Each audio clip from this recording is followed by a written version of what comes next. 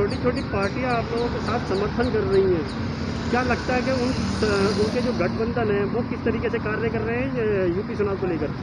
जैसे हमारा उद्देश्य है कि कोई भी पार्टी नए रजिस्ट्रेशन के बाद तुरंत ही बड़ी पार्टी नहीं बन जाती है, उसके लिए परिश्रम करना पड़ता है।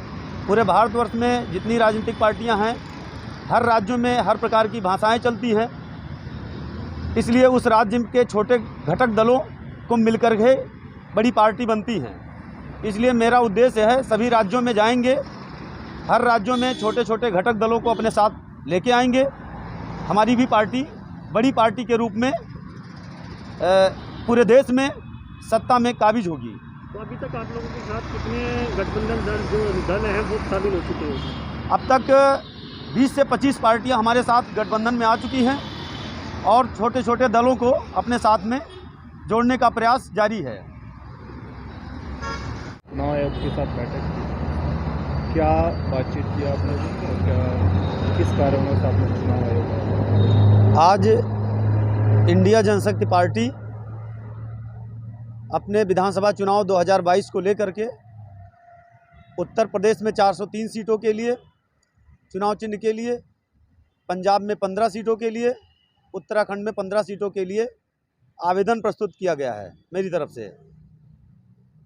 तो क्या लगता है कि चुनाव आयोग की तरफ से जो परमिशन दी गई है सिंबल के लिए, आप लोग किस तरीके से तैयारी कर रहे हैं? मैं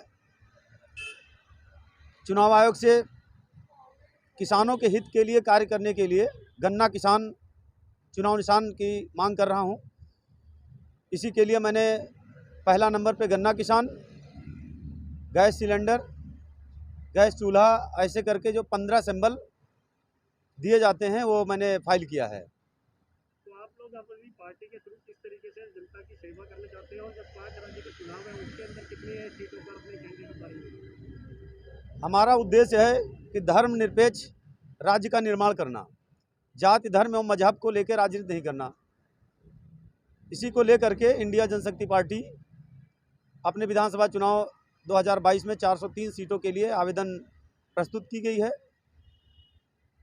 हमारा उद्देश्य है देश के नागरिकों को उनका मौलिक अधिकार मिले, देश की महिलाएं सुरक्षित हों, देश में पत्रकार सुरक्षा कानून बने, जिससे पत्रकारों के ऊपर जो हमले हो रहे हैं,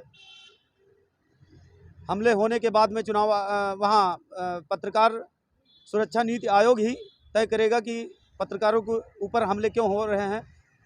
वो विभागीय अधिकारियों से रिपोर्ट मांगेंगे। इसके लिए मैं अपने घोषणा पत्र में ये शामिल किया हूँ। उत्तर प्रदेश चुनाव को लेकर आपकी पार्टी किस तरीके से तैयारी कर रही है और क्या लगता है उत्तर प्रदेश के चुनाव के अंदर?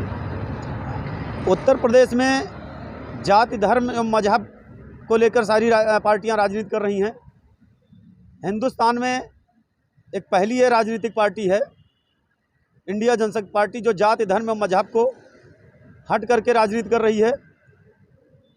इसलिए हमें जनता का काफ़ी समर्थन मिल रहा है। इसी को लेकर के मैंने 403 सीटों पे चुनाव लड़ने के लिए आवेदन प्रस्तुत किया है। अगर आप लोगों की पार्टी जो है वो चुनाव में सत्ता पाने के लिए हासिल करने के लिए कहीं ना कहीं नाकामी साबित होती है, तो क्या समर्थन देंगे किसी पार्टी को? हाँ, मेरी बात जो है Ramdas Athawale Republic party of India के राष्ट्रीय अध्यक्ष हैं, उनके साथ ताज होटल लखनऊ में बैठक हुई थी।